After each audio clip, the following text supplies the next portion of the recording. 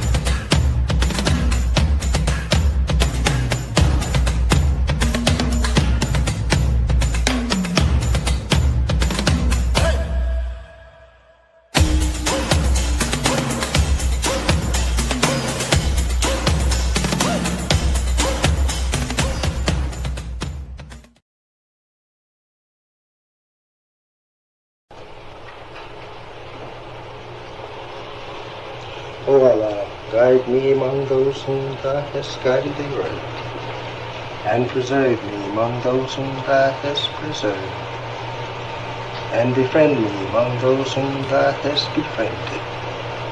Bless me in whatsoever Thou dost grant me, and deliver me from the evil of what Thou hast judged. Surely Thou judgest, and none can judge against Thee.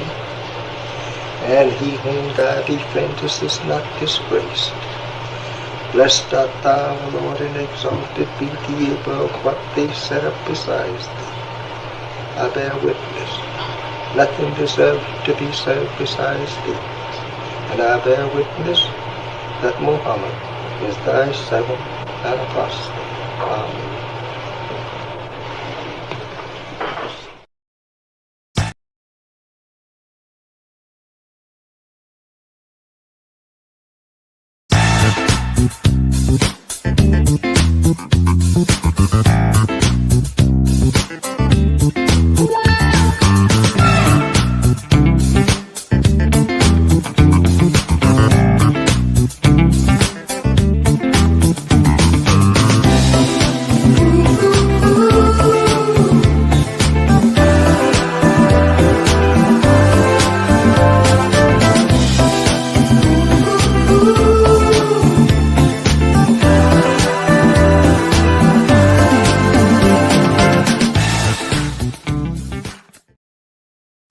I have received so many pleasures, so many very good to look at, whether you own them or not. It's a pleasure just to look at such presents. Why, I have never witnessed so many presents. I think I have to build me a house for presents. This shows what Allah can do for you and me if we believe in Him. There is nothing that we could not accomplish in the name of God. You know what your problem is? You don't have even a worthy goal to strive after. I'm going to give you an assignment today. Here's an assignment. Is this something you want? Do you want something? Something that you want, but you have not been able to get it? Huh? Close your eyes. Do you see it? Whatever it is that you want, first envision it. You got the picture. Do you see it? All right, now the question is, you have to claim what you see. I claim this. I claim it. I believe with all my heart in the name of God that I'll bring what is in my imagination into reality. We're going to bring it back like it never was. I see in the dome the name Allah written in Arabic. But I can't just dream. I got to go to work.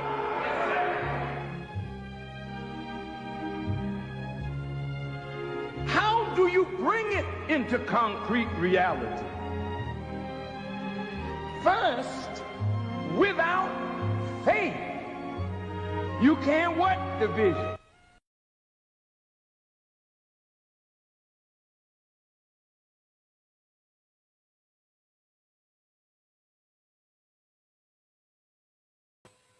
Assalamu alaikum, family. Welcome, welcome. Thank you for tuning in this morning to the Sajdah Morning Coffee Talk. I hope you got your coffee. I see a couple of y'all in the chat, and I see a bunch of y'all just hiding. Y'all must be laying on y'all side saying, I'm just going to turn over and look at this. And that's okay. We allow that too. The goal is for you to get up and have coffee with us and participate in the chat. But it's okay if you're a little sleepy this morning. We have a very special show planned, and I want to introduce to some of you and reintroduce to others my brother Jamil. And he has a very special way in which he is giving his testimony and demonstrating the proof of his belief through a beautiful one-man play that he has put together with my sister Margaret Mahdi. And y'all know Margaret is a friend of the show. We did The Day I Met God together. She wrote this fabulous play. We produced it in the Honorable Elijah Muhammad House last fall, I think it was. And we may very well be showing that again. So I'm going to not hesitate longer because I want to bring my brother in. If you open your mind, I want you to be reawakened today by the conversation. And I want you to think about the ways in which you can utilize the example that our brother is living and giving to us to spark that little extra fire inside of yourself. Assalamu alaikum, dear brother. Uh-oh, you on mute, dear brother. Let's come off of mute. We got to get off mute because I know. we're in the right place. You know, coffee will help you get off the mute. You know, We can't be on mute with the one-man play, right? Oh, we can't do that. We got to be on blast this morning. How are you this morning? I am wonderful. I am really, really wonderful. I woke up about 3:45 and just did some meditating and praying. And that's when I get some of my downloads and just let some things coming in. And there's the way the energy works with me, Brother Jamil, is I'll keep getting something over and over and over again. Yeah. It'll be a recurring theme. And one of the recurring themes that I've been getting now for the past 2 weeks has been, I no longer need this level of struggle to access my higher self. And so I've been playing around in my mind with what that means, because I realize that sometimes we wear our struggle as a badge of honor. We kind of feel a little braggadocious because we've been through stuff. Sometimes we even make a god of our problems and the struggles that we have. But what Allah is saying, I believe, to me and to all of us, is that you don't need that to access the God within, where I am inside of you. And so then I said, well, what do we do with all that we've accomplished and all that we've been through? And loud and clear, as broad as day, it was like, share it with your family and friends. And before I let you, I want to hear your thoughts on that. When I first acquired the Honorable Elijah Muhammad House, I was blessed to have a visit from the most humble and beautiful Honorable Minister Louis Farrakhan. I mean, when he stood at the door, Brother Jamil, he said, "May I come in?" I'm like, "Can you come in? You can have it if you want it. What are you talking about? Can you come in?" He came in and he said to me, and I repeat humbly, I never repeat anything that he says to me out of arrogance, because coming from our Christian background, a prophecy for one is a prophecy for all. It's not for us to sit on the trophy and think that we're cute. But he said, "Sister, you're going to receive a great reward for this. But you got to promise me one thing." And I said, "Yes, sir," "that you will share it among your family and friends." And I see everything like that, all the gifts that he gives me, especially the accomplishments. I'm all about, let's tell the story, let's put it out there. That's me sharing that gift with the world. And how does that feel for you in context of your show that you have coming up, which is storytelling? Wow, that is a beautiful question, and I want to just first, I don't know why I'm hearing the second voice there. Why am I getting an echo? It's Do you not. have two devices on near you? No, I don't have another device on. Hmm. Let me make sure because I've only got the one computer. You know, we on the budget. We couldn't afford but Okay. one computer. Is there a phone that's on? We ain't got but one computer. Um, Now, How is it now? I'm okay. Okay, we're good to go. Then Okay. there's no audio buzzes going on. But I will say that this morning, in terms of your question, the way the one man show came about, the one man play, was through the mind of Sister Margaret Mothi. Mm. Sister Margaret had a concept about it, and she approached me last year at the National Training Conference. And she told me that she wanted to do a one man play about my life. And it was so preposterous to me at the time, I Hmm. laughed and I walked away and dismissed it. And she came back a few days later and represented the idea and explained why it would be good. And it was just what you just said, sharing with friends and family, the blessing. I began to realize at that time, like the song says, that Reverend Clay Evans and the family over at Fellowship Baptist Church would sing the song as I look back over my life. Mm. I think things over. I Hmm. can truly say that I've been blessed. I've got a testimony. And having a testimony means we must testify. What you are doing there at Sajda House is an inspiration for what we're doing here Hmm. at the one man play. How? Because I had an opportunity to be an early witness to you in the early stages of the process. If I might be able to tell some aspect of the story, Sure. we were, through no previous planning of our own, you were building a surgical center in Maryland at the time. I was living in Maryland at the time, and we were both leaving Chicago, not having met each other while in the city of Chicago, returning to Maryland. As as it would be, we were seated on the same row of the plane. Hey, assalamu alaikum, walaikum salam. Great joyful meeting, but you were overcome with the spirit of Allah, and you had just left the presence of the Honorable Minister Louis Farrakhan, and he had put into perspective for you some aspects of the work that would be in front of you in building Sajda House. Hmm. He had given you an assignment to do something with it and asked you to share it with friends and family, and it overwhelmed you. Same thing here with me. Hmm. I'm being overwhelmed and brought up degree by degree in an understanding of what can be shared with friends and family. And this is it in a nutshell. This is not theater for people who want to escape and just run into a fantasy. If you want that, go see Peter Pan. Right. If you want that, go see Bugs Bunny and go see Daffy Duck and go see some other Disney cartoons. But if you want theater that's going to help be liberatory, if you want theater that's going to be emancipatory, if you want theater that's going to be revolutionary, then you should be at the Billie Holiday Theater in Brooklyn, New York on August the 29th and 30th. This is not theater for punks. What we're going to be dealing with is the realities of life and how we can assess our situation and overcome it. How we can stop dealing with loss and lack and less and start establishing abundancy, okay, and the actualization of our dreams. These are the things that we'll be talking about. I'm going to be frank with the people, Sister Sajdah. I'm going to be frank and talk about my life and some of the lessons that I've learned. But like you said, I'm not making a God out of my suffering. I'm Right. not going to make some kind of badge of honor that I was without.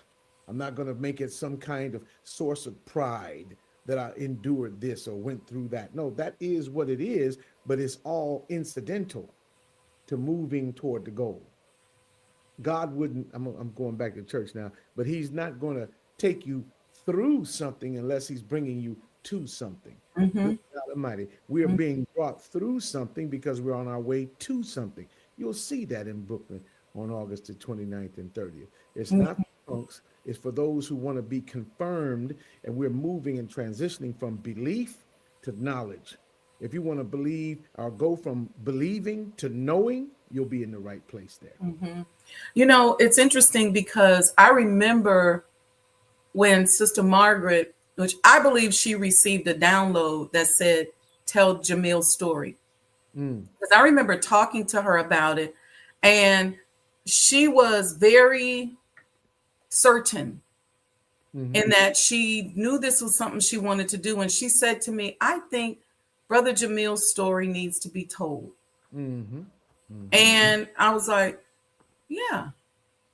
And, you know, I believe that she received that. And the beautiful thing about this journey that we're on, we get an opportunity to figure out who we are and what we showed up on the planet to do, and what Allah is working to communicate through us. And I believe that Sister Margaret is locked in that pocket, you know, where she receives a revelation or receives a message, a download, and she goes straight forward. So we're grateful for her for suggesting to you that you do this, because oftentimes, as we talk about our pioneers in the past, we just walk past them and don't realize there's so much inside of there that we could learn from. Yes. And I want to just turn your attention to, because when you said, I don't want the people to think that I just met you on the plane that day. Right. It wasn't the first time we had met. That's correct. I don't want people to think that. But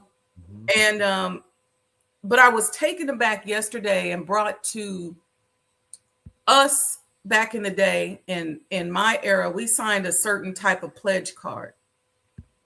Yeah. And for me, I thought the pledge card meant that I had already joined the nation. When they came back talking about the letter and stuff, I was like, There's wait, more? what? But I said, okay, what is it? Just give it to me, you know? And it was called Make Your Word Bond Pledge Card. And you know, you signed your name and all of this is I just want to read it. It says, pledge to strive to love my brothers and sisters as I love myself. I pledge to strive to study to improve myself spiritually, mentally, morally, physically, and economically for the benefit of myself, my family, and my people. I pledge to strive to build schools, hospitals, housing, businesses, buy farmland, and enter into international trade and commerce for the good of myself, my family, and my people. I pledge to strive to give of myself, my time, my talent, my energy, and whatever I can spare of my finance to accomplish the above said. Then we signed it, and it had to have two witnesses. Mine was the mosque minister and the captain, had to put our address. Then at the end it says, upon completion of this form, please report to your FOI or MGT orientation class for further instructions. I took that, and to this day, I take it so seriously. Yes, ma'am. I keep that, and I've been blessed to be striving throughout my life as a Muslim to do what I pledged to him that I would do. And I know you came in before me. This was in 1990. This is dated. I think it's. Is there a date on it? Oh yeah, July 15th, 1990. After the minister had just spoken in Indianapolis, I came out that next mosque meeting and signed the pledge card because I was trying to get to the Chicago because they said he needed help. Yes, ma'am. And even when I think about you all, before some of these administrative things came into play, and I was blessed to be able to help put some of that administrative stuff together, how did you all pledge to support the Honorable Minister Louis Farrakhan in his rebuilding process? The simple answer is we pledged in person. Pledged in person. Even in the mosque settings, when we stood up to accept the teachings after having heard it at Muhammad's mosque or Muhammad temple in the city that we lived in, we heard it and we stood up and we said and gave our word on the spot. Some of us who were called into service by the Honorable Minister Louis Farrakhan during those early days of rebuilding. My July 15th, 1990 occurred on September 27th, 1978. Okay. I came there to hear and to accept the Honorable Minister Louis Farrakhan, and on my Nation of Islam membership card, the date is on there, September 27th, 1978. When I came to close quarters with the Honorable Minister Louis Farrakhan, what was jarring in a good way was that he asked us, "Will you help me?" Face to face. Face to face. I gave my word face to face. And when I did that, I did it with the full knowledge that what I was doing was significant and important in that moment and would be for the rest of my life. When the minister collected my oath of loyalty, if you will, he collected it in good faith. And so when I saw my minister not long ago, he smiled and looked at me and said, "There's my faithful brother." To me, that's what it's about. To be faithful, to honor one's commitment. I have not always been successful at everything I've done, but I thank Allah that I've been successful at that. And the mercy from Allah that is accruing to me has now begun to spread to this project and to other projects, because it is that mercy from Allah that blesses you at Sajdah House to be able to make successful move after move after move, to navigate the establishment of an institution in an environment that does not want you to establish it. I was with you at the state of Illinois hearings. I was with you in the city of Chicago hearings. I was with you there when you stood up and explained the vision of Sajdah House to not only be a history museum that reflected the past, but also to be an active place of progress and engagement from now to the future. That kind of vision doesn't just come by accident. It comes as a result of your commitment. Your commitment has been therefore confirmed. And the confirmation of your commitment now makes progress for you. And so as Sister Landra is dancing as she hears of your story, and Brother Shakirin is happy over the history, then we are happy to present to you these examples of stories that we tell stories now, but we don't just tell imaginary stories. This is not a story that has an imaginary root, even if it's expressed in a creative way. Please understand that the story of High John the Conqueror, that's real. Yes. See, the stories about John Henry telling the captain, "I'll work harder than any steel engine." That's John Henry. Those are real stories, and the legendary status is conferred because they have a meaning that empowers other people beyond the telling of the story. When you come to Brooklyn, now, you're not just going to hear my story, it's your story that's going to be on that stage. When you come to Brooklyn, you're not just going to hear my life, you're going to see aspects of your life, and you're going to hear and be confirmed in the power of Almighty Allah to confirm you, to uplift you. And then when you get uplifted by Allah, who can tell you something other than that? Nobody. When you get uplifted by Allah, when you come into the understanding of who you are with the God, who then can take that away from you? Back in church now, Sister Sajda, this joy I have, the world didn't give it to me. The world didn't give it to me, so therefore the world cannot take it away. That is the point at which you begin to realize that what you have from Allah is special. If I could say anything to my friends and family, it would be that my life, with all of its bumps and bruises, has been a witness to Allah's mercy, grace, healing, redemption, renewal, forgiveness. All of those things are there and they empower us. Forgiveness is not something given by the weak or bestowed upon the weak. Forgiveness is the reknitting of the fabric of strength because forgiveness benefits the forgiver and the forgiven. Huh? What do you say, Brother Leonard? Let's see what Brother Leonard is saying there. What's he saying, sister? He said storytelling is how the community and culture lives forever and through generations. It ensures that we control the narrative. No doubt about it. The narrative must be controlled. If we don't tell our story, somebody else will. You know, and we're jokingly giving references from the church, and I do that because the people that we're talking about when we say these things in the church have been unpersoned. They have no face, they have no identity. And something that the Honorable Elijah Muhammad has talked about us is that that is a reference to us, Yes. the Black man and woman in the wilderness of North America, who, when you see us, we're battle torn and battle worn. We might not look and present the way you think we should, but we have survived. That's right. And we are the people of the book. Again, going back to talking to the Honorable Minister Louis Farrakhan, I was making a statement about something that I was saying in the incorrect way, and he was shaking his head no, and he said, no, Allah has been preparing you for this your entire life. And so even when I think back on the times of working for the minister, I would always try to go down a narrow road. Well, I'm just an accountant. I don't see why. He said, no, ma'am.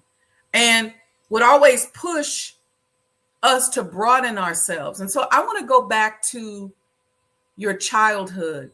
And I would love for you to tell us about something or someone or some type of experience that you gave you a sign, now that you reflect back on it, that you were made for this day today. Wow. Beautiful question. And to be honest with you, off the top of my head, I have to tell you, I never had a moment when I didn't think I was made for this day. I didn't know back then what this day would be, but I knew that I had to do something. I grew up in a regular city, in a regular town. I grew up in a place where it's neither too far north nor too far south. It wasn't an East Coast city, but it wasn't a West Coast city. It was right there in the middle. I grew up in the city of Cincinnati, Ohio. Brother Shakiran, you know what I'm talking about. I grew up in Cincinnati, and my family was a family that escaped Mississippi and escaped Kentucky and came up to Cincinnati and began living an urban existence like many of us who are watching this morning. So they were part of the Great Migration. No doubt about it. My grandfather, and we'll tell that story when you talk to us again. My grandfather left the Liberty, Mississippi after an unfortunate accident, which left one of the landowners who was settling with these sharecroppers, unfortunately injured, mortally, fatally injured at the end of a computation session where he didn't bring his math right. So he and my Uncle Lazarus had to leave that day. They left and went to Yazoo City, then they went to Memphis, then they came up to Chicago, got jobs as Pullman car porters. So some of my aunts and uncles were born in Detroit, some in Chicago, but the family settled in Cincinnati. And I Mm. was born there in that city, and all of my life I was benefited by the great structure of a family that, while it was dysfunctional like many of our families are, once I came up in that structure, my uncles gave me all they had. My Mm. mother, bless her heart, she gave me all she had. My aunties and cousins and neighbors and friends created a quilt of protection around me. And it was clear that I was dedicated to do something that the Honorable Minister Louis Farrakhan later told me what it was. He said, "Brother, you were born to help me in the mission of saving and serving our people. Yeah. That's why you exist in the Yeah. universe." Yeah. I had that cleared up. He Yeah. told me another time, Sister Sajda, he said, "Brother, I have more right over your life than you do." There it is. Because he's directing me in a divine cause and purpose for which my particular skill set, makeup, and nature was created. Therefore, when you live in harmony with your creation, you begin to come at peace with who you are, and you can make progress in the way of the struggle of your people. That's what I see you doing at Sajda House. You say you had a narrow lane, and you did. You tried to be just an accountant. But the Honorable Minister Louis Farrakhan, and I've witnessed this myself, so I'm not making it up, would call you to tables to discuss things that only you knew, and he knew you would tell the truth. He knew you would bring the accurate facts and actually determine who was telling the truth and who was lying at the table. He knew, you know that incident that I'm talking about. See, he knew that you would bring the facts. And so, because you were made with the heart of a warrior, see, with the mind of a soldier, with the spirit of a statesman, you were able to move in these different circles and move straight and build up straight. Same thing. I see this coming out. This is why you and I have been friends for 30 some odd years. Mm-hmm. It's because you have that thing and you stayed true to it. Mm-hmm. When the Honorable Minister Louis Farrakhan told me what I had to do for him, I didn't argue with him. If he said to me, "Go here and do this," I went there and I did that. The same thing is true with you. And brother and sister, while you're watching this morning, you may not hear a word specifically from the mouth of the Honorable Minister Louis Farrakhan to your ear. But I want you to know something, that as you said, if it's a revelation for one, it's a revelation for all. The Honorable Minister Louis Farrakhan told Sister Sajda some things and she shares them with you. That means they're for you. He told me some things and I share them with you. That means they're for you. That means you are not to ever entertain mediocrity. You are not to ever embrace averageness. What you are to do is to excel in everything that you do. So we're here on a stage. I've never been a thespian. I've never been a thespian in my life. I've never acted on a stage. And so Sister Margaret is whipping me into shape. And I'm hoping to come there, praying to come there, and I'm accepting that I'll come there and Mm-hmm. represent the kind of Black excellence that you just commented about. I Mm-hmm. want to come there and do my thing in the name of Allah. You're going to get some surprises there. There's going to be some surprises about what's presented to you that night. And you'll see some people you might not expect to see there in Brooklyn.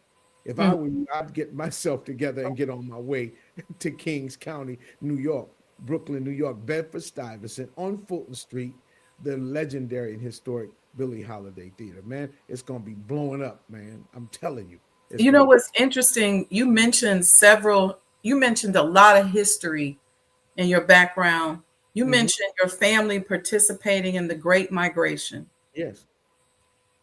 Imagine if you had a notebook or something where your family were writing about their experiences and how they felt when they got on the train, or sometimes they didn't have enough money to ride the train all the way up. They got off in certain cities, Mhm.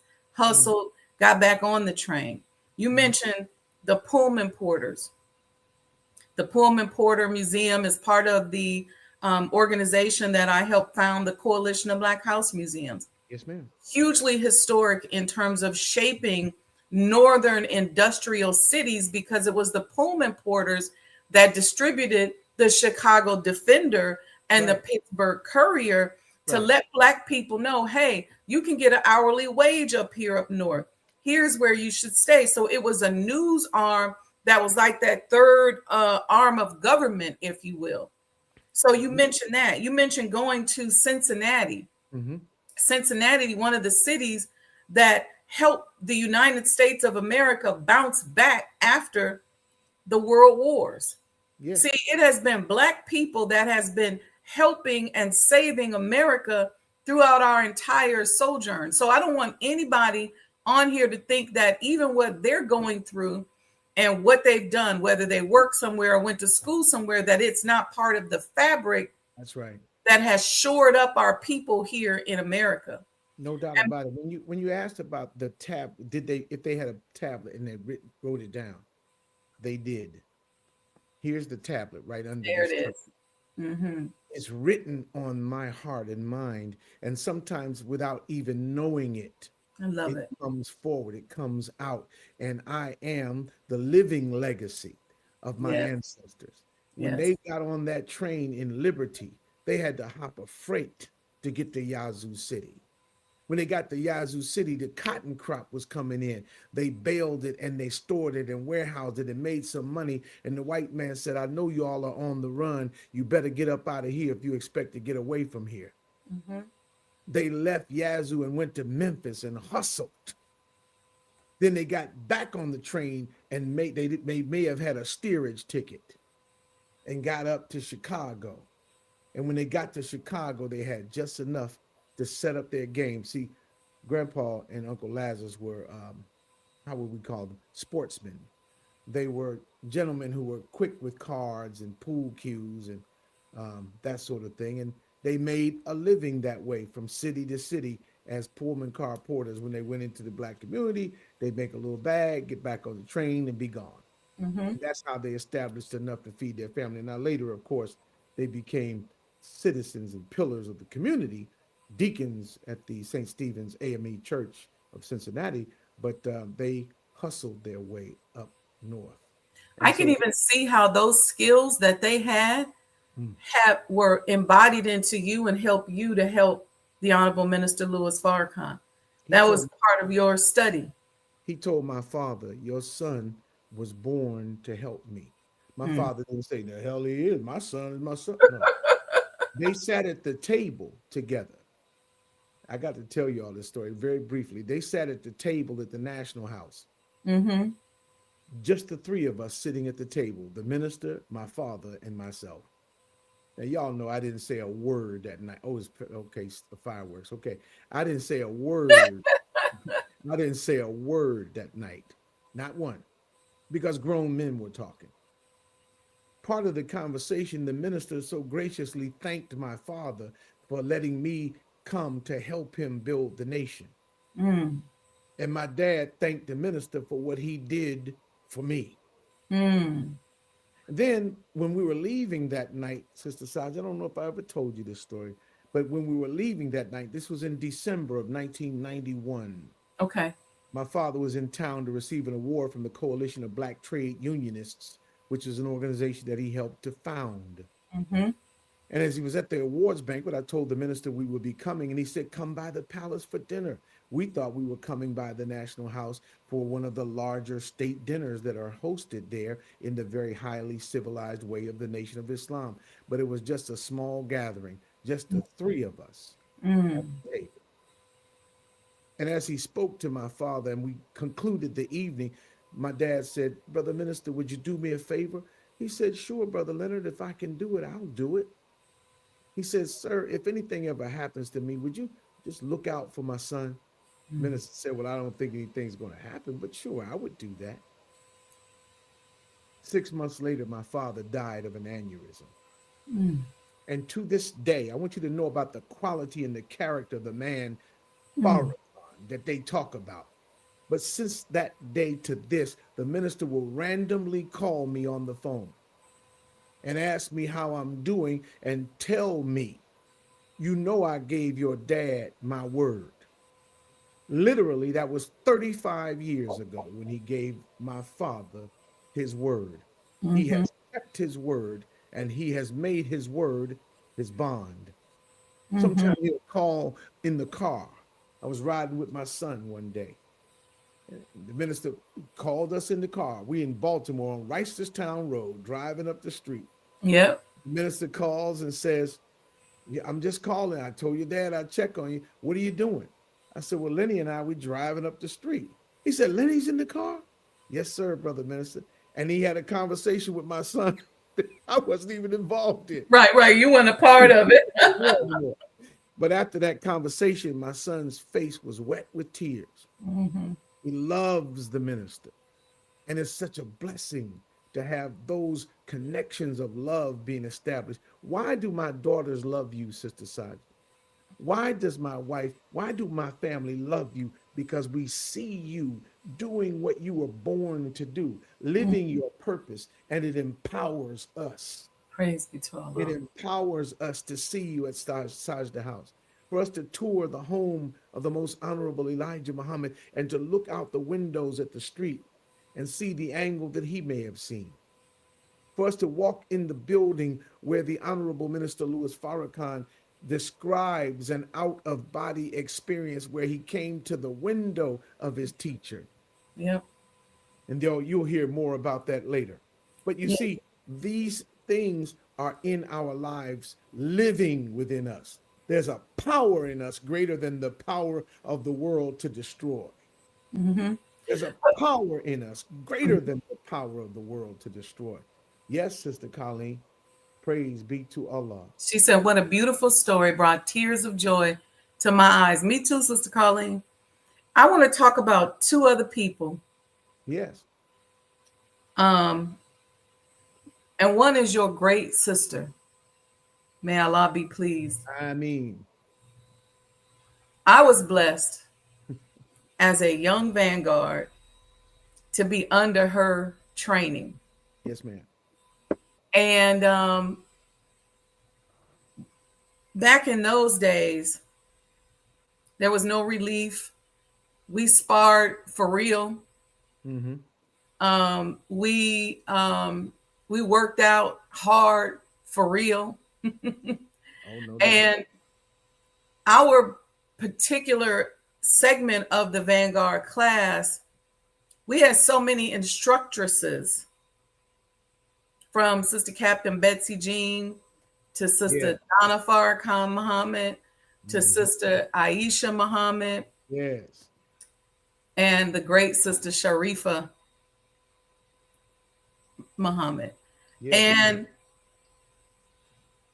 I want to say something about her because, and I don't know if that I've ever told this story, but oftentimes, especially in those days, and I don't know how much a lot of the sisters today realize that not only myself, but the sisters before us, the Sister Donnas, the Sister Sharifas, Betsy Jean, and going all the way back, the pioneering work that took place so that you could walk around and ain't nobody gonna mess with you.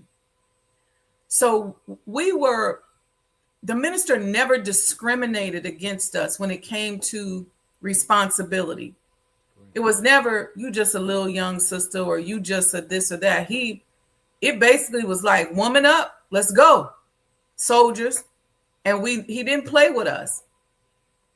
And oftentimes we might be in a situation where we may feel like we was being ganged up on. And Sister Sharifa was the kind of sister who, she said this to me personally. She said, "Oh, you got a meeting to go to?" She said, "I'm going with you." She said, "Because it's like you need a lawyer. You don't need to go in there and be defending yourself. Oh, they going to stop this." And she came in that meeting with me. I didn't say nothing. And whatever they was talking about, I don't even remember. They never said it again. She was a character, but I saw the character being formed. That story, that anecdote that you just gave, see, people don't know this, but when she was a youngster, she always had an ear for an underdog, and she hated to see people being bullied or set upon. She did. When she was in high school, she led an organization at Cincinnati Withrow High School. It was called Dux Femina, Dux Femina. It's a Latin word meaning the leadership of women, leadership of young women, Dux Femina. She was the student ombudsman, which means that she was an advocate for students in hearings with the school administration. That's what she did. She carried that over to just the case that you described. She had a burning heart for justice and freedom for our people. And so when the Honorable Minister Louis Farrakhan brought her into the military training of the Vanguard, the MGT, she was to the Vanguard class, I often say this, like General Patton was to the army of the world in World War II. There were other generals. Eisenhower was a general, a five-star general, but Eisenhower was a diplomat, an administrator, a bureaucrat. Patton was nicknamed Old Blood and Guts. That's how Sharifa was. She didn't care nothing about nothing. We're going to achieve what we had to achieve. And she was going to make soldiers for Islam the very best that she could. May Allah forever be pleased with her. And Yes, may forever. should always ring in our ears because she represented the best not only of our family but of our nation. The minister told me once that a family is blessed if one member of that family becomes a Muslim, then the entire family is blessed because one person in it accepted Islam. I heard him say that too. My mother, may Allah be pleased with her, my mother was blessed that her children are Muslims, myself and my sister. And then my mother didn't have any grandchildren that weren't Muslims. She had no grandchildren that were not Muslims. They all accepted Islam, and they all, at varying degrees, practiced Islam.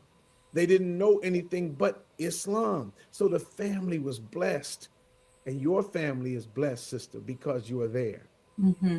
I remember you talking about your brother coming up on the stage, on the porch at Sajdah house and seeing the raccoon nests and the various different things that had happened to it, and then beginning to reclaim the copper that now forms the Honorable Elijah Muhammad medallion coins that we collect, and we do collect them, and we'll talk more about that later. But yes, these things all occur in a process. So when you talk about Sharifa, I start thinking about, I can't remember the specifics of it, but I remember the spirit of it. When she came home from the hospital, it was kind of new to me. Like, who is this new person you bring? Because I was her older sibling. Yo, who was, like, what, because I'm the boy around here. I'm the man. Like, who is this guy? Who is this? It's a little girl wrapped up in a blanket and hollering. She was giving orders when she first got home from the hospital. That's her. And that's the way that she applied herself. My question to the viewer is, what's your skill? What's your gift? How will you apply what God gave you to the building of your nation and the success of your personal aims and goals? Oh man, when we get to Brooklyn, we're not coming in there to pity pat. We ain't coming in there to pussyfoot. We ain't coming in there to play around. We're coming in there to do something that will make a difference in our people's lives. When the Honorable Minister Louis Farrakhan told me this, I'm about to be quiet now, but the Honorable Minister Louis Farrakhan said to me, brother, I'm so proud of you. I'm so happy for you. He said, I want to be there with you in Brooklyn. Then I really started blinking like a deer in the headlights because I got real nervous. I was going to sit in the audience. I'm like, oh, and I didn't want to say to him, don't come, Brother Minister, because no, if he comes, then all praise is due to Allah. But he said something to me about why he wanted to come. He said, because I want to share in that victory with you and your team. His knowledge that we are working with Sister Margaret comforted him to know that we would be professional. His knowledge that we would be here with you and in other places where we would talk with people who share the vision of the resurrection of our people comforted him and caused him to support this one-man play. It's not just a one-man play for us to come and sing songs. I'm not Ben Vereen. Oh, you're not? Okay. No, I'm not Ben Vereen. I am not going to be singing any parts of The Wiz or any of the other plays. I know that life's candy and the sun's a ball of butter. But if you think you can rain on this parade, you got another thing coming. There are the benefits that you will see when you get to Brooklyn. I see you there. Dress code. I don't know what you're gonna wear that night, but get sharp on the red carpet. Same thing with you, Sister Yasina.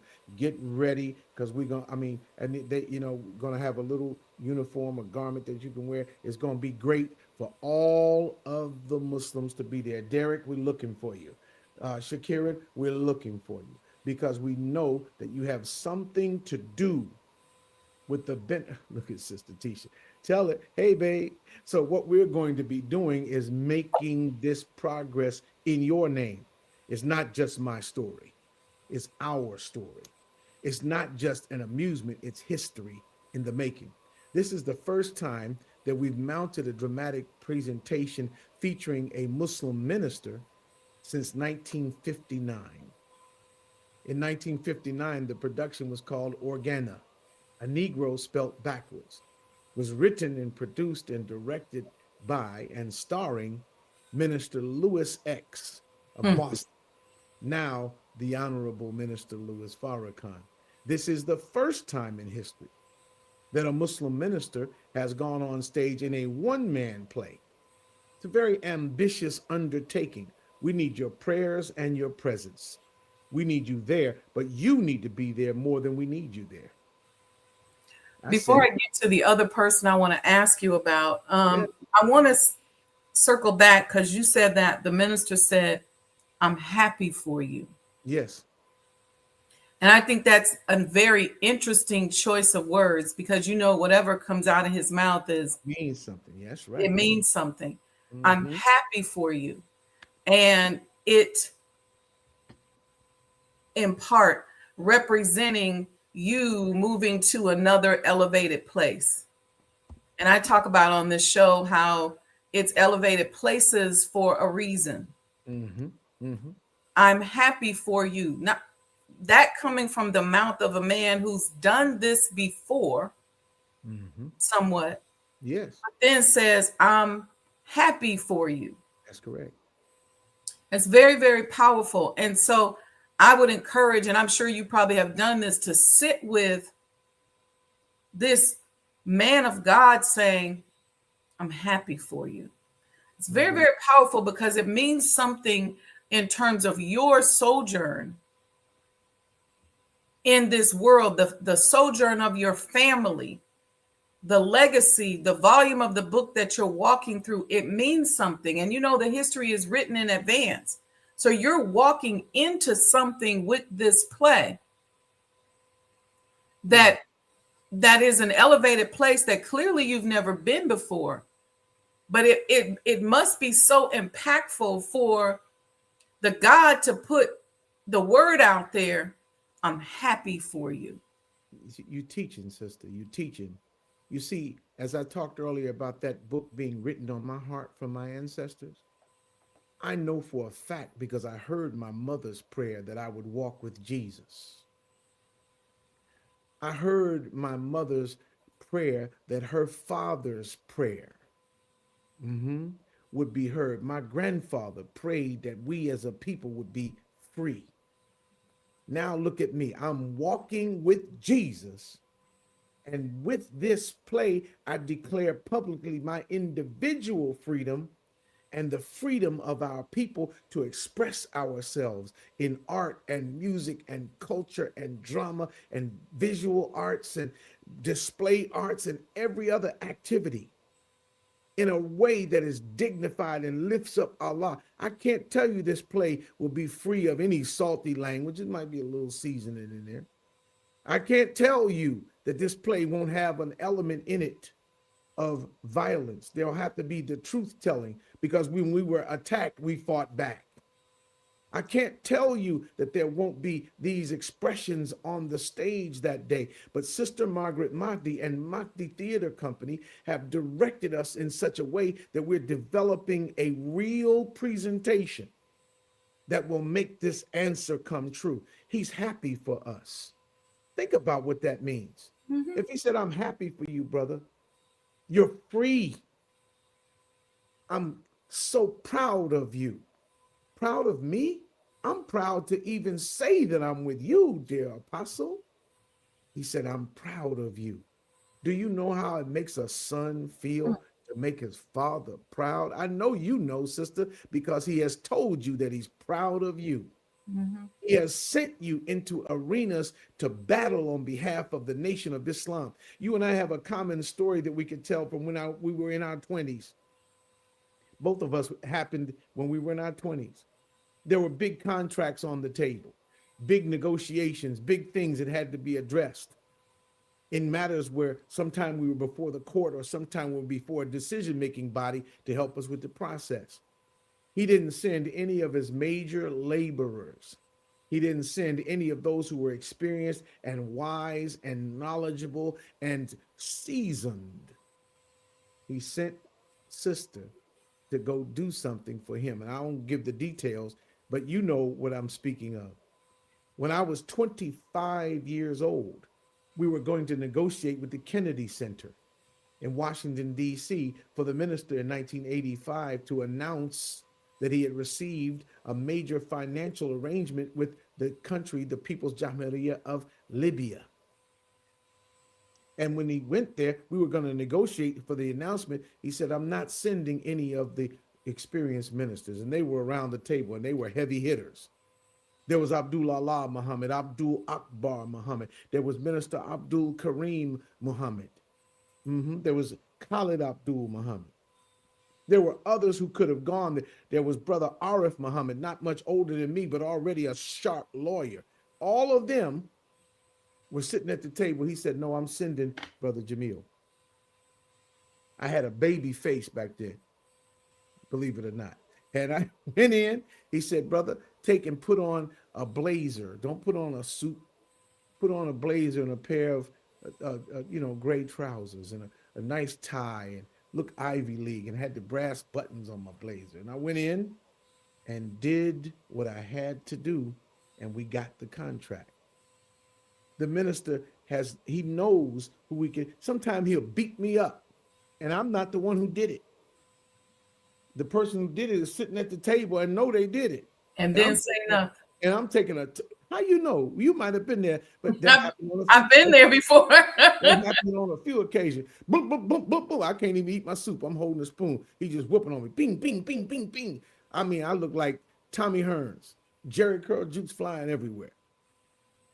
Minister beat on me the next morning. I said, Brother Minister, I'm sorry. He said, oh, brother, you worry about that? No, don't worry about that. He says, I know who I can talk to because I know who can take it.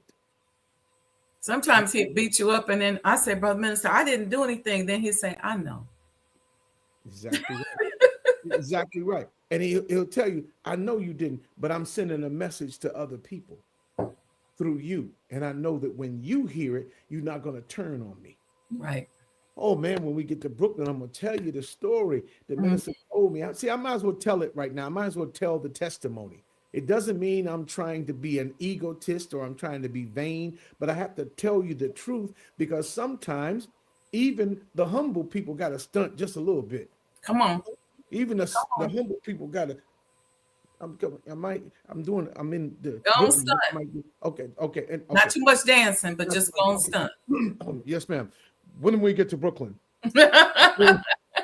I have to tell you, the minister gave me these things. He said to me, brother, he said, Islam is formed in you. Islam is formed in you. And if Islam is formed in you, you'll be here. I'll see you when I return.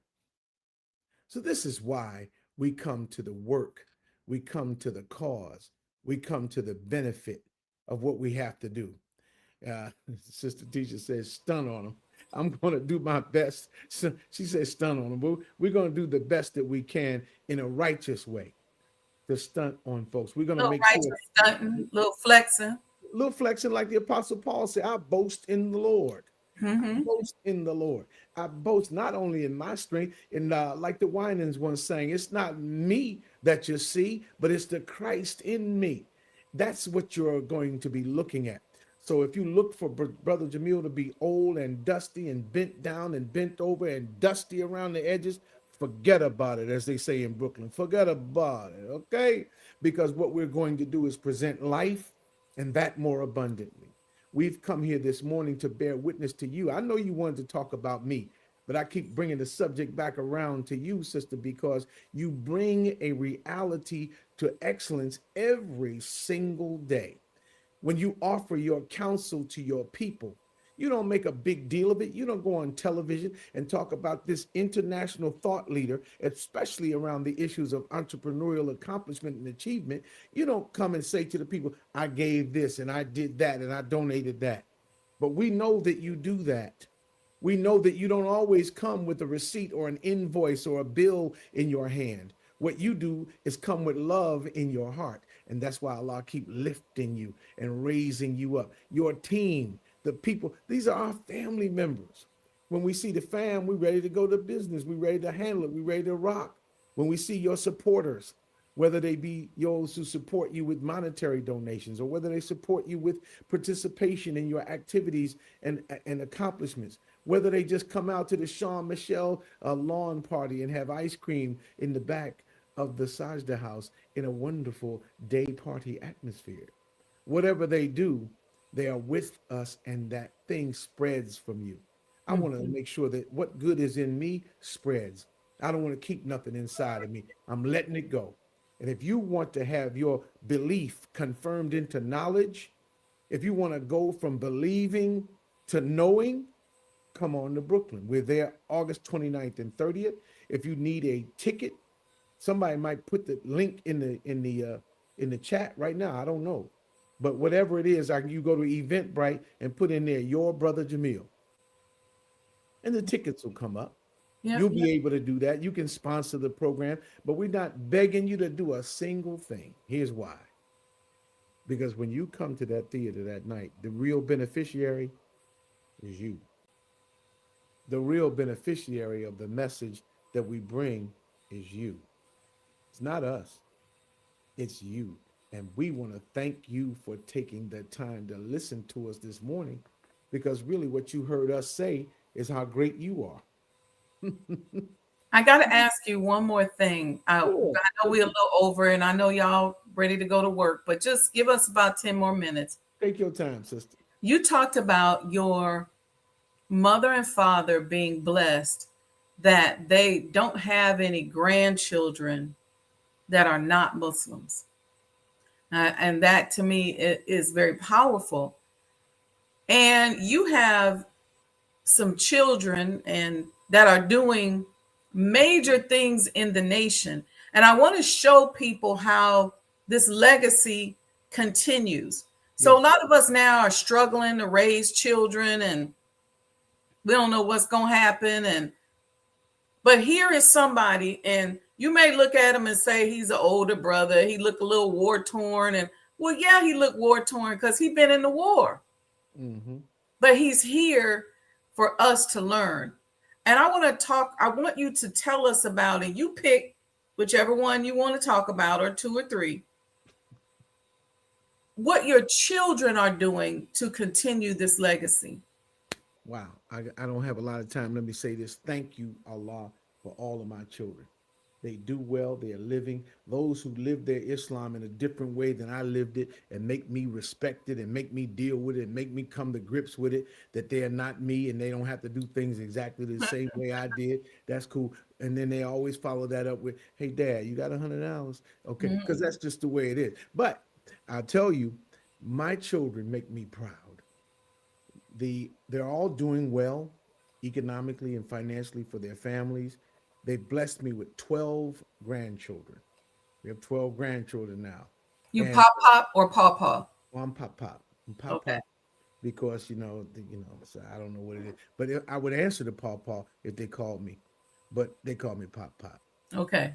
But I'm so proud. My son is the founder and one of the creators there and leaders of the Saviors Tour, which comes to cities across America. And I see him. I'm very proud to see him there and know that the Honorable Minister Louis Farrakhan has a relationship with him that does not depend on his relationship with me. Mm-hmm. You see, once we were in Phoenix, we went there on a Savior's Day gift tour. I would bring my son out when he was in high school to go out on the road with Pop during the winter break from school. So we out west and driving from LA to Santa Barbara and down to San Diego and Vegas and Long Beach and all that. And we moving around doing it. So we finish up. The minister says, come over to Phoenix. We drive over to Phoenix. We go in and have dinner at the house in Phoenix. It's just the minister, Brother Salim. May Allah be pleased with him. Brother Joshua. May Allah be pleased with him. Me and Lenny. We're at the table watching the Spurs and the Phoenix Suns play on TV. After the basketball game and the dinner finishes, the minister says, come in the office. I need to meet with you. So we begin walking to the office, and Lenny's in front of me. We walk and follow the minister. He gets to the door of the office, looks over his shoulder, and says, oh, no, not you, Jamil, just you, Len. Naturally, that's what you're doing. Let me see if I got a button. What you're doing right now is just what Josh and Salim did. They cracked up laughing. The gong. It said, oh, you thought you was coming in to meet with the minister. He turned into Mars Day.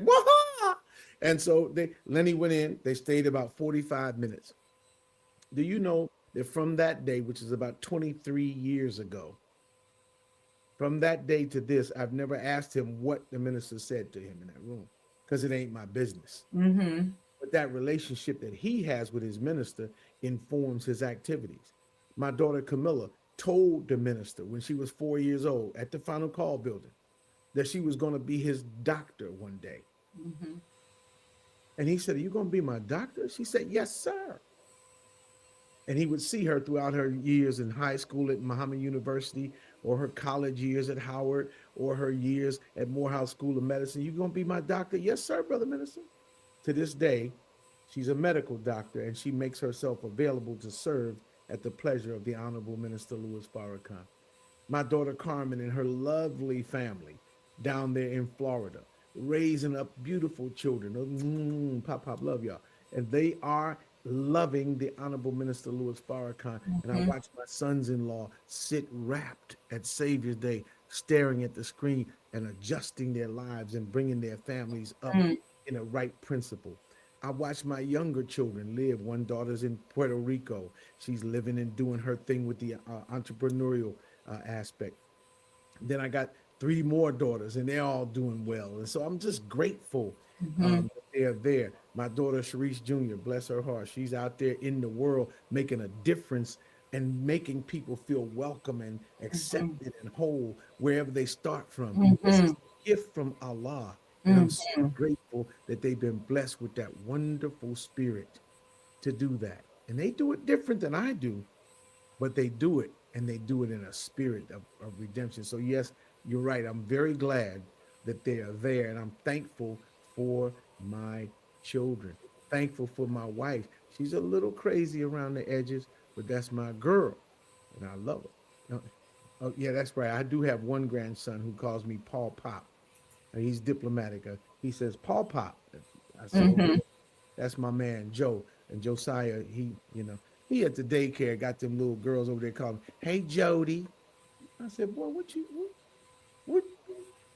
We'll talk about this after the show. You got a little piece of grandpa from something coming through. No, that ain't got nothing to do with Paul Pop. That's got something to do with something else. It ain't got nothing to do with me. Okay. I'm so grateful that we are moving in the direction of righteousness. And these questions that you're asking this morning, you just opening up the mind and heart of gratitude and empowerment. I got to tell my stories. I got to tell my stories. You have to tell your stories. You got to put it out there, because it is going to go such a long way in helping people to understand that they can go another day. I mean, even this show, and I'm so grateful for you being on, and thank you for allowing me to support and to help. And we're going to continue to show this. It's going to continue to be out there. We're going to chop it up so you get pieces of it. We want you to support our brother. You know, I'll make this last statement before we go that you can comment on. We have to understand what's happening currently in the administration. Funding for Black stories has been limited and in many cases eliminated unless we allow the subject of the stories to be unpersoned to the point where they're just generic. Mm-hmm. And so if we don't tell our story, nobody's going to tell it. If we don't monetize our story, then poo on us, because you have worlds where they have made billions of dollars mimicking us and our culture that is born out of our pain. Yeah.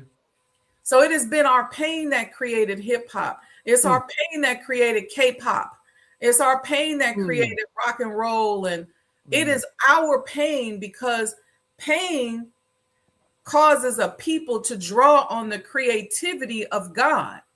Yes, ma'am. And when you draw on the creativity of God to tell your story, now everybody's, and we create it so easily that everybody now is saying, oh, I'll take a little piece of that.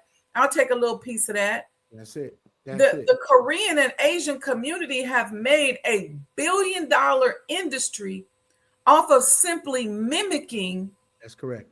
our artistic expressions. That is exactly right.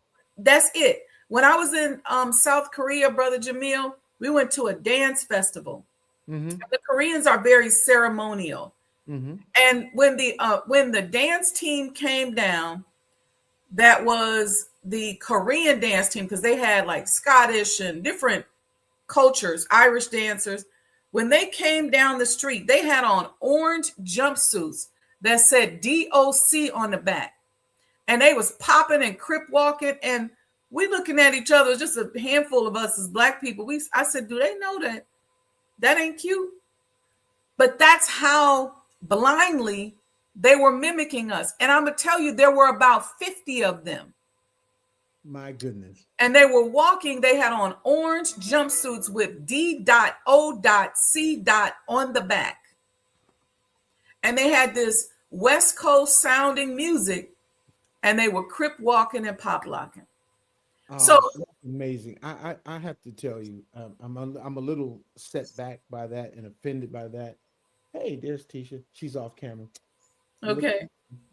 But I have to tell you, this that we are doing this morning is establishing something, and that respect that we must have for ourselves, that doesn't allow us to let our music and our art be commodified by other people who don't understand it. We have control of it.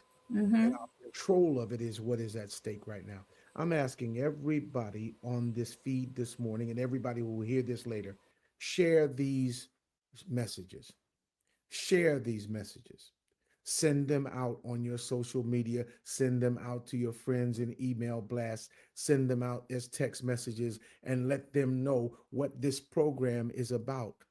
When you have Coffee with Sajdah on Friday and Saturday mornings at 7 Eastern and 6 Central Time, these conversations begin the process of the uplift of a people. Brother Shakiran, when I see you there in the text messages, I see about your great aunt and your family and your great grandmother and all those people who are with you in this effort right there in Cincinnati, the streets of the city that we grew up in. I know that we can do great things from every city in America, but I'm telling you this morning, go and share this message. Go put it out to other people so that they can know, because today we're done making excuses. We're not negotiating with failure anymore. We're not going to accept failure from self or from others. And if there's somebody around you who won't let go of their failure, that don't mean you have to kick them all the way to the curb, but you got to put a little distance between yourself and them. You got to make sure that the people in your immediate circle have and share the vision that God has given you, to the extent that they can help you propel that vision into reality. I want you to know that God has something for you this morning. I'm not a televangelist. I'm not no TV preacher. I'm not any of that. I'm not on here trying to preach to you this morning. I'm having a conversation with my sister who asked me to come here and bear witness with you that there's greatness in you. This whole program is about you showing the greatness in yourself. When you start developing the mind of an entrepreneur, where do you think my sister got that from? She got it from God to give it to you. She got it from God to give it to you. When the Honorable Minister Louis Farrakhan told her to take Sajdah House and share it with friends and family, she got it from God to give it to you. When he asked her on the porch that day, could he come into a house that he had first visited in the 1950s? He asked permission of the sister who owns and controls it today. Could he come in? Come in? You can have it. It's yours, brother minister. And he gave stewardship of it to her to share with us. Do you see the theme there? You get it from God and you share it with others. You get it from God and you share it with others. You talked about everybody on this line this morning. You talked about Sister Betsy Jean, Sister Aisha. You talked about Sister Sharifa. You talked about the great laborers. We mentioned the name of the great ministers. How did they get great? They got it from God and they shared it with us. Oh my goodness, y'all better hear what I'm trying to tell you this morning. There's something in it for you if you look in it and understand. That's right. And thank you for sharing your story. There's so much that we can learn. There's so many people that don't know these great people that trained us and the great people that trained them. And inshallah, through these stories, people will be inspired. Everybody should have a notebook. I'm going to do that again. I don't know if you remember when I had the Sajda House notebook, so everybody can start writing their history. Mm-hmm. And I was just giving them away, like, start writing your history, write it down, talk about it, tell a story, write a one-man play, write a book. We got some sisters that when you read their book that they're writing about their family's journey in the nation, these are all going to be best sellers. And I've been helping to push and facilitate. I'm not going to say their names because I know they're a little shy, but these books need to be read and they need to be told. There's so many stories, so much stuff. Sister Holiday and I talk about Sister Betsy Jean and sending her lots of love and energy. When she was our MGT captain, we didn't care if she told us, go up on that roof and drag Brother Jamil down and bring him to me. You was getting drugged down from the roof. Where it was going to happen. That we didn't care what she said. When Sister Betsy Jean was the national MGT captain, as Allah is my witness, we were on the road with the minister. I have to say this one last thing. We are perhaps seen as dinosaurs, but perhaps the better word for us is predecessors, historical predecessors. Why? Because we're the last of a group of people who soldiered face to face with the minister as he moved around this country. Barnstorming is the word that they call it. We were with the Honorable Minister Louis Farrakhan working one-nighters in city after city after city and going to handle aspects of it. We would see each other on the road, and my sister can bear me witness. We would greet each other and know that we'll see each other 2 or 3 cities up and down the road. We didn't have time to stop because we're on the job. She said that I used to have tunnel vision. She said that you weren't mean to nobody, Brother Jamil, but you were focused on what you had to do. You didn't have time to stop and key. You were moving. What I'm saying is that we had a face-to-face interaction with the minister. There's richness in that. And that richness must be shared with a new generation to empower you to get up and go to work. Must you see the minister face to face? If you could, beautiful. If you don't see him face to face in these days, I want you to know we saw him face to face and we are faithful witnesses. How do I know that? Because I never saw the Honorable Elijah Muhammad face to face. I didn't see him face to face, but I love him deeply. And how could I love him deeply if I didn't see him face to face? Because the man who taught me about him loves him more deeply than I do. That's what I'm telling you. I love the minister deeply.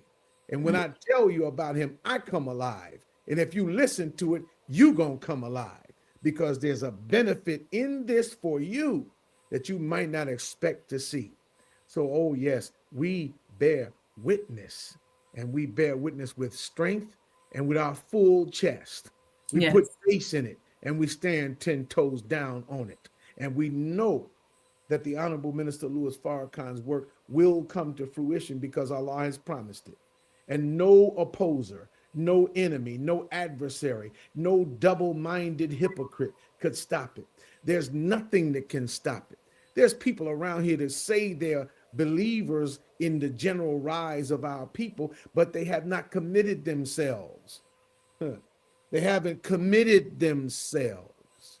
And so those people, when they do that, Sister Sajdah, they lessen their own impact. If that makes any sense, what I'm saying. It does. See, when you're a believer, the word belief itself implies a certain uncertainty and doubt.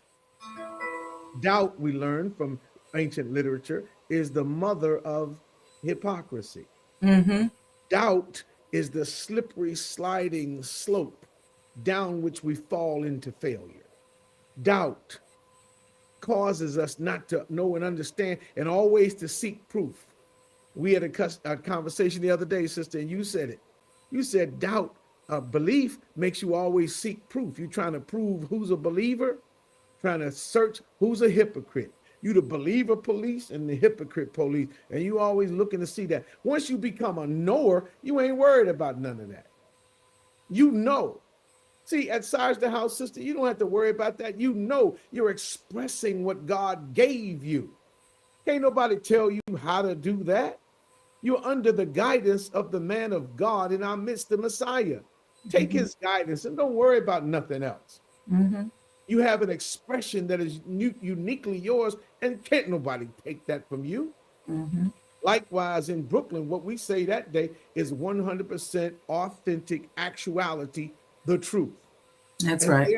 And therefore, nobody can take that away from Brother Jamil. We just have to have the wisdom, and we're under guidance from our sister Sajdah, who's helping us to monetize our authenticity.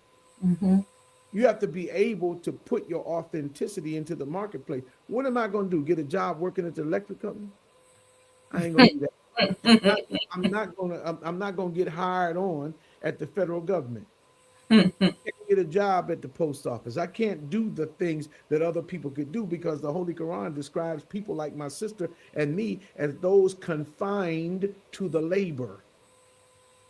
When you're confined to the labor, you have to create another way to build. I envy some of you that can get up and go. And I know you're an electrician, my dear brother. He says, slow down now, hold on. That's right, Brother Shakirin. No, that's my nephew. I know he is an electrician. And dear brother, I know that. But what I mean is that when you get to be somewhat seasoned, you can't go out and apply for jobs. Brother Shakirin, he ain't climbing up on no poles. No, I'm not climbing up no pole. I'm not the Wichita lineman, and I'm not on the line. So, and Brother Kashif, cut out that laughing. I see you over there laughing at me. But we want to make sure that we are doing the things that Allah gave to us to do. Allah gave me a witness, and my witness is to make you stronger. When you get to Brooklyn, yes, we do the play, but you leave the theater a champion. That's what's in it for you. You better get out there and dig it while you can. Go to eventbrite.com, eventbrite.com, and just search your brother Jamil. Or follow our brother on social media. He's got the links all over there. Yes. This is about patronage, family. We have to learn how to support one another. The $20 or $50 that you spend doing something else, redirect that towards your brother or sister. You got a couple of things you got to attend. We have a virtual event coming up. Come on. Called 75 Years of Mahalia Jackson at Carnegie Hall, which is a musical dedication to the Honorable Elijah Muhammad. And when I tell you it's a healing. Yes, indeed. Let me tell you, it is a healing. Go to the page. It's not an in-person event. It's a replay of a healing event that we felt like was too powerful to just let it go. So this is the last and only time that you'll get to see it because the artist is going on the road with it and doing a bunch of other things with it. But we have a number of things that we've done at Sajdah House with art and culture that will take your belief to another level. We had opera. We had the play with Sister Margaret. Yes. We've had so many things. We've had the talks with Dr. Leonard, and we have some other things coming up. But my point is, you got to attend that. and you got to go to Brother Jamil's play. You just got to do it. See, some of us out here, we can spend money, a couple thousand on a purse. Some of us spend 100,000 on a watch. Let's start redirecting that towards preserving our history. And be a friend and tell a friend. Tell somebody else, hey, what you doing this weekend? Let's run up to New York.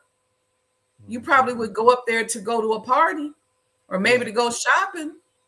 Yep. And some of us would go up to New York 2 or 3 times a month to go to Leviticus or Justine's or the Garage and hear Larry Levan spin records that would later spin off into Frankie Knuckles and the creation of house music out of New York club and disco. We know the history of the party, but we're asking you now to build some new history for yourself. When you build this new history, you'll start moving and doing things that'll make a big difference. When Tammy McCann comes on stage, for example, at Sajdah House, and you hear her voice and you feel the spirit, you'll know that you're being connected to a higher level of civilization. We started the program this morning saying that this is not art for punks. It's all revolutionary because it focuses your mind. It's a difference between Spin That, which is all on the radio today, and Come Sunday by Duke Ellington. Lord, look down and see my people through. There's a difference that we have to build, as Sister Tisha says in the comments, build some new history. We're building new history and making revolutionary art. That's what we must do. And if you're afraid to do that, stay where you at. If you're afraid to do it, just keep going to reunion concerts of the 2 Live crew. Just keep going until they just can't nobody stand up no more. Keep going to foolishness. Keep going to the things that destroy the spirit of God in you. I'm not saying that Luther Campbell intends to destroy your spirit, but I can tell you one thing, it's not being built up into nothing revolutionary. Let me say it this way, Jamil. Yaqub's mind is magnifying so much that it is now controlling everything, including automating itself in the form of AI. It's necessary for us to access DI or divine intelligence so that we can combat the mind of Yaqub that is panicking because his world is falling apart. So be intentional about curating your mind with movies, music, art that keeps you on the straight path so that you're not priming yourself to be manipulated by Yaqub's mind. So it's AI versus DI. And the only reason why they're working on the AI is because they want to make sure they can try to figure out a way to combat the DI. But they can't do nothing with the DI when you and I decide that we're going to tap into that supreme wisdom. We're going to hook into that. And we are curating our minds. We're not spending 2-3 hours doing things that's priming the pump for Yaqub and his plan. We're priming ourselves so that when our beloved minister goes to the wheel, we can receive messages and downloads from him. There's going to be a massive, I know there's going to be some troubles, but there's going to be a massive shift in wealth and resources. You think we're going through all this for nothing? You want to put yourself in a position, Brother Jamil. Talk. I'm saying you want to put yourself in a position, Brother Jamil, so that you can receive those downloads, those instructions, so that you can access the building of those wasted cities and those contracts and the separation.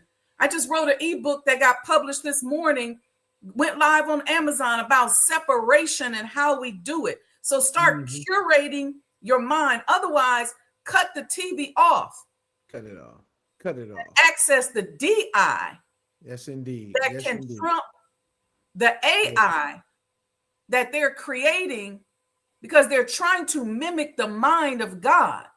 That's right. But they can't do it because they don't create. They just kill, steal, and destroy. So come on, people. Let's see you in Brooklyn. Yes, indeed. Oh, my goodness, we've been taught this morning. The only AI we recognize is Allen Iverson, war number 3 for the Philadelphia 76ers. That's the AI we talk about. Amen. We are moving in the way of this divine intelligence dress code. We're moving that way, Kente, to make sure that we move this program, the freedom, justice, and equality of our people forward. There's nothing left for me to say. I'm just grateful that you invited us to be with you this morning, dear Sister Sajda. I'm so grateful. And Sister Colleen, I want to say a special word of thanks to you. And I see you on the screen. Sister Colleen was one of the first to get a VIP ticket to be in attendance in Brooklyn. Come on, Sister Colleen. She's a Brooklynite, but she doesn't live in Brooklyn anymore. She lives all the way in Georgia. She didn't know how she was going to get there, where she was going to stay. But when she reached out, she said to us, I've got to be there. Why? It's because there's history in the making, not Brother Jamil, not just in and of me and for me, no, but it's history for all of us because these stories have to be told. There's a young generation of men in the fruit of Islam that may not have had to physically rumble with the police like we had to do.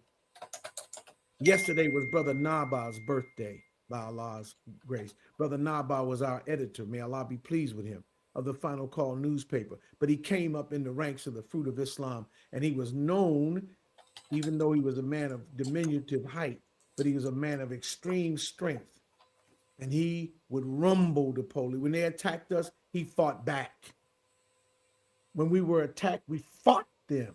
Some of you don't get a chance to physically fight them. But understand that there's a different cause for you today, but you have to be just as valiant to stand up. We stood up against billy clubs and brickbats. You got to stand up against whatever's being leveled at you today. What you'll see in Brooklyn will give you strength. And what we've heard this morning from our sister has given us direction and inspiration to make sure that we are all together. I thank you, sister. I thank Allah for you. And on behalf of my family, my wife, my children, and my grandchildren, even the ones who call me Paul Pop, I love you, and we thank you for taking this time, and I'm grateful that you have been my friend for nearly, 35 years? Well, that's a long time. We were about 2 years old, I think, when we met. I was 2. I think you Yeah, probably yeah, was about yeah, 15. yeah. I was a few months older, but we have been in this struggle. So take what Allah gives you, sister, and run with it. Don't Praise let be to nobody Allah. stop you. Run free like Usain Bolt or Flojo. Run and make sure you get it done. Kashif, the website is Eventbrite, BRITE.com. And you just put in there your brother Jamil, and the link will come right up. There are some tickets left. I think you and your party, however many is in your party, you can get those tickets. I think you can sit together. It's an intimate theater setting. So you should be able to sit there. Says Colleen, I didn't say nothing about you. You turned off the volume by mistake. You just missed it. You just missed it, girl. I ain't say nothing good about nobody. I'm mean and curmudgeonly. I got a mean face. Here it is, sister. Thank you, Brother Jamil. We really appreciate you. May Allah bless you with more goodness than you've ever experienced or imagined. We're going to get out of here because we know with Muhammad's ministers, y'all will be preaching till 2 p.m. We already know how that go. I'm running for a flight. Y'all keep me in prayer. I'm flying to Brooklyn this morning. We have a Brooklyn fundraiser for their mosque building fund, mosque number 7C. So please keep them in prayer. We want to make sure that we are in Brooklyn tomorrow night at Anton's in Queens for that event. And then we're right back into rehearsal, and we're making that 18th pole coming down the home stretch to your brother Jamil, the one-man play, the historic Billie Holiday Theater, Brooklyn, New York, August 29th and 30th. We'll see you there. Thank you. Assalamu alaikum. Wa alaikum salam. Thank you, everyone, for joining us. This was a fabulous morning, and I kept y'all 30 minutes over, but I just couldn't cut it off because we were having such a good time. I pray that each and every one of you will join the patronage of these types of historic events. You know, in other communities, the way that they keep the history flowing is they patronize. When they see that somebody's doing some historic event about their culture, they go to it. They buy the coffee from the museum. They go eat at the restaurant. They get off that extra exit so that they can go have a meal. It may require us to be a little bit more patient and do a little bit more, but we have to be conscious of making sure that we are circulating the dollar a little bit longer. All right. So with that, family, may Allah bless you. If you want to attend the virtual event that we have coming up, go to any of my social media pages. Most of you all are there. Make sure you like and subscribe to the page and interact with it. Thank you for being in the chat, but like and subscribe right now, because that will help the algorithm to, they're probably going to still shadow ban us, but just like and subscribe so you can know when I post things. But on my social media pages, if you're on our mailing list, you're going to hear information about the virtual event that we have coming up. And I'm telling you, you don't want to miss it. You don't want to miss it. So with that, family, may Allah bless you with more goodness than you've ever received or imagined. Tune in tomorrow morning, 6 a.m. for the Sajdah Morning Coffee Talks, where we talk about life, love, and business. And we'll just continue this fabulous conversation. And then Monday, we got Sajdah's Monday morning meditation and motivation. All right, family, remember, it's not personal, it's vibrational. See you soon. Assalamu alaikum.